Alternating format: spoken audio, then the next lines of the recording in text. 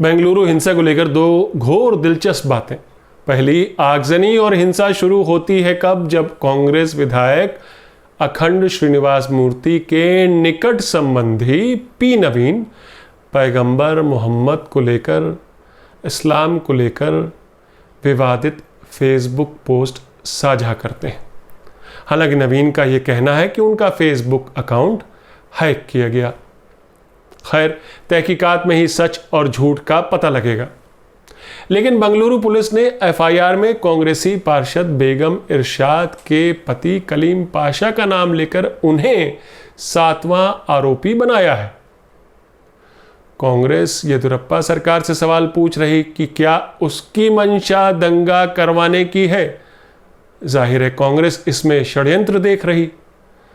यानी कांग्रेस पी नवीन को लेकर कोई टिप्पणी नहीं कर रही, लेकिन येदियुरप्पा सरकार की कार्रवाई पर संशय कर रही, षड्यंत्र देख रही उसमें। है ना दिलचस्प। अब एक और दिलचस्प तथ्य आपके सामने रखता हूं। ये जो कांग्रेसी विधायक अखंड श्रीनिवास मूर्ति जी हैं, इनकी वकालत में कौन उतरता है? बीजेपी। जी, आपने सही सुना। बताऊंगा कैसे और क्यों। यही नहीं, बीजेपी तो इस पूरे मसले को सांप्रदायिक रंग देने में उतावली दिख रही।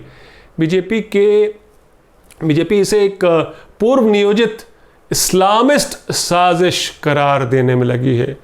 एक ऐसी साजिश जो दंगे फैलाना चाहती थी पूरे शहर में। जानेंगे कर्नाटक में हिंसा के इस चक्र के पीछे की सांप्रदायिकता और उससे जुड़ी राजनीति के बारे में। नमस्कार, मैं हूं आपका न्यूज़बाज प्रभात शुंगलू। मेरा आज का सवाल, क्या लॉ एंड ऑर्डर समस्या को सांप्रदायिक रंग देना सही है? अपने जवाब हां या ना में जरूर दीजिएगा। मगर एक तीसरी दिलचस्प बात भी है जो यहां आपको बताना बेहद जरूरी है। जब मंगलवार को बेंगलुरु के एक हिस्से में हिंसा भड़की, उस विवादित फेसबुक पोस्ट के बाद जब लोग सड़कों पर उतरे, पथराव शुरू हुआ, आगजनी शुरू हुई, तो उस समय इलाके के ही कुछ लोगों ने एक पास के मंदिर के चारों तरफ सुरक्षा घेरा डाल दिया ताकि उस मंदिर को कोई नुकसान ना पहुंचे। और ये कौन लोग थे? ये इलाके के वही माइनॉरिटीज थे, मुसलमान थे, जिनको लेकर बीजेपी के नेता विपक्षी कांग्रेस पर अपीजमेंट का आरोप लगा रहे हैं और जिसके इर्द गिर्द अब जो है हिंदू मुस्लिम राजनीति शुरू हो चुकी है। हुआ यूं कि आगजनी के उस दौर में, मंगलवार शाम की मैं बात कर रहा हूं, कुछ उपद्रवी डीजे हल्ली के इलाके के पास श्यामपुरा के इस हनुमान मंदिर के पास भी पहुंच गए। वहां पर मौजूद कुछ स्थानीय मुस्लिमों ने उन्हें रोका क्योंकि उनकी मंशा पर शक था कि कहीं ये मंदिर को कोई नुकसान ना पहुंचाए। उन्हें वहीं से वापस भेजा, लेकिन उनको यह डर था कि कहीं ये उपद्रवी दोबारा ना आए। इसलिए वहां के मुस्लिम निवासियों ने तुरंत उस मंदिर के सामने एक ह्यूमन चेन बना दी। ह्यूमन चेन उस हनुमान मंदिर के इर्द गिर्द। एक ही ह्यूमन चेन नहीं, बल्कि दो सुरक्षा रिंग। एक रिंग ह्यूमन चेन, उसके पीछे एक और। उपद्रवियों की हर मंशा नाकाम कर दें, यही मंशा थी उनकी। सोचिए, वो लोग जो कांग्रेसी विधायक के संबंधी की उस विवादित पोस्ट से खुद आहत थे, नाराज थे, वो मुस्लिम निवासी पुलिस प्रशासन में भी अपनी शिकायत दर्ज कराए आए थे, मगर उनका ऐसा कहना है कि उनकी सुनी नहीं गई।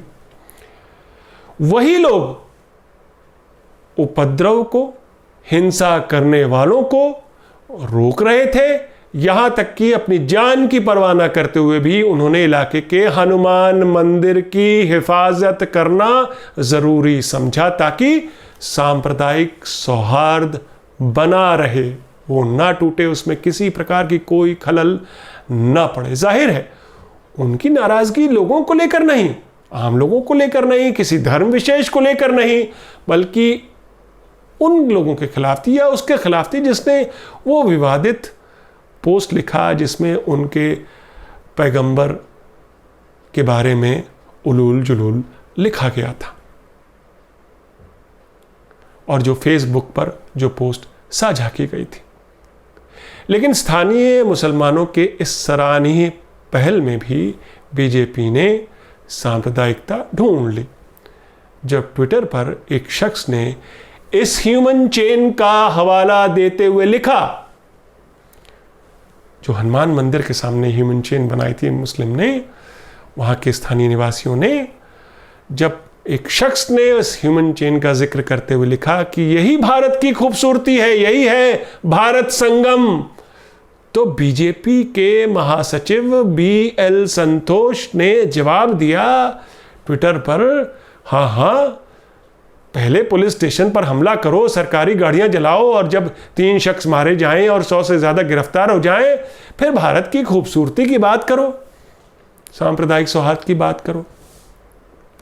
क्या हिंसा के बाद यह दिखावा नहीं? BL संतोष पूछते हैं। और हिंसा क्या? उनका शब्द था इंजीनियर्ड वायलेंस, हिंसा जो जानबूझकर भड़काई गई हो। फेसबुक की इस पोस्ट के बाद जो P नवीन ने लिखी, कांग्रेसी विधायक के जो रिश्तेदार हैं, और इसके बाद जो हिंसा भड़की उसमें 3 लोग मारे गए, और पुलिस फायरिंग में 3 लोग मारे गए, क्योंकि पुलिस बड़ी तादाद में ज़मीन पर उतरी, सड़कों पर उतरी। 3 इलाकों में हिंसा भड़क गई थी, तो 3 लोग जो मारे गए और कई जख्मी हुए, जिनमें बड़ी तादाद में पुलिसकर्मी भी शामिल हैं। आरोपी या जिन्होंने वो पोस्ट लिखी थी, उनको पुलिस ने हिरासत में ले लिया है, P नवीन को, और इस हिंसा से जुड़े करीब 150 लोगों को भी पुलिस गिरफ्तार कर चुकी है। उपद्रवियों ने पहले तो कांग्रेसी विधायक श्रीनिवास मूर्ति के घर को ही घेर लिया था। मूर्ति की अगर माने तो उनके मुताबिक करीब 3000 लोगों ने उनके मकान को घेरा था, और उन उपद्रवियों के हाथ में पेट्रोल बम थे और दूसरे हथियार भी थे, ये वो कह रहे हैं। तो उनके मुताबिक ऐसा पता नहीं उन्होंने क्यों किया, क्योंकि वो तो मुसलमानों के हितैषी हैं, उनके शुभचिंतक हैं, उनके चुनावी क्षेत्र में मुस्लिम मतदाता भी हैं, ये श्रीनिवास मूर्ति का कहना है। लेकिन पुलिस के मुताबिक रात 10 बजे के बाद हालात बिगड़ते चले गए, भीड़ हिंसक हो गई। जब भीड़ ने श्रीनिवास मूर्ति का घर घेरा था, उस समय श्रीनिवास मूर्ति अपने घर पर नहीं थे। तो जैसा कि मैंने बताया, शहर के करीब 3 इलाकों में पथराव और आगजनी होने लगी। उपद्रवियों ने भी पुलिस पर भी हमला किया, जिसके बाद पुलिस को फायरिंग करनी पड़ी, जो मैंने बताया, क्योंकि भीड़ उग्र हो चुकी थी। लेकिन सवाल यहां पर अब ये उठता है कि जो ये हिंसा भड़की, आखिर क्यों? एक फेसबुक पोस्ट को लेकर किसी एक शख्स ने जो लिखी थी, तो कुछ लोगों की भावना आहत हुई। चलिए, आपकी नाराजगी समझ में आती है, आपके सेंटिमेंट्स हर्ट हुए, समझ में आता है। लेकिन गुस्से का इजहार आप यूं हिंसा से करेंगे? आपकी नाराजगी इस हद तक जाएगी कि आप हिंसा पर उतरेंगे, आगजनी करेंगे, पथराव करेंगे, तोड़फोड़ करेंगे। आप अपने ही इलाके के विधायक के घर तोड़फोड़ करेंगे, जिनको जाहिर तौर पर आपने वोट देकर कभी जिताया था। क्या आप कानून को हाथ में लेंगे? आखिर कानून का रास्ता क्यों नहीं लिया गया? आखिर पुलिस प्रशासन किस लिए बैठा है? लेकिन कांग्रेस के पार्षद AR जाकिर ने जो रिपोर्ट जो छापी हैं, फर्स्ट पोस्ट की रिपोर्ट के मुताबिक कांग्रेस के पार्षद AR जाकिर ने कहा कि कुछ लोग पुलिस में शिकायत लिखवाने गए थे, मगर पुलिस ने समय रहते कार्रवाई नहीं की। लेकिन क्या पुलिस ने FIR लिखने से आनाकानी की? ये तहकीकात का हिस्सा जरूर होना चाहिए। लेकिन इस हिंसा ने बीजेपी को फिर मौका दिया कांग्रेस पर अपीजमेंट की तोहमत लगाने का। बीजेपी के महासचिव बीएल संतोष श्रीनिवास मूर्ति को दलित उनकी पहचान बताकर उनके साथ सहानुभूति जता रहे हैं, लेकिन संतोष के बयान में उस विवादित फेसबुक पोस्ट की कतई भर्त्सना नहीं की गई जो श्रीनिवास मूर्ति के रिश्तेदार पी नवीन ने लिखी, जिसकी वजह से हिंसा भड़की। और बीएल संतोष ऐसा क्यों कर रहे हैं? वो श्रीनिवास मूर्ति जो कि कांग्रेस के विधायक हैं, उनके साथ क्यों आके खड़े हो गए? क्यों उनके साथ सहानुभूति जता रहे हैं? क्यों उनकी दलित पहचान बता रहे हैं कि कहीं दलित मुस्लिम गठजोड़ को किसी भी तरह उसमें सेंध लगाया जाए, उसे तोड़ा जाए? ये बीजेपी की देशव्यापी राजनीति का ही हिस्सा है। इसलिए वो कांग्रेस पर अटैक कर रही कि कांग्रेस अपनी पार्टी विधायक के घर पर हुए हमले को लेकर 14 घंटे चुप रही, क्योंकि कांग्रेस मुस्लिम बलवाइयों को कोसने से डरती है। संतोष साहब ने तो यहां तक कह दिया कि कांग्रेस तो दंगे का समर्थन कर रही है।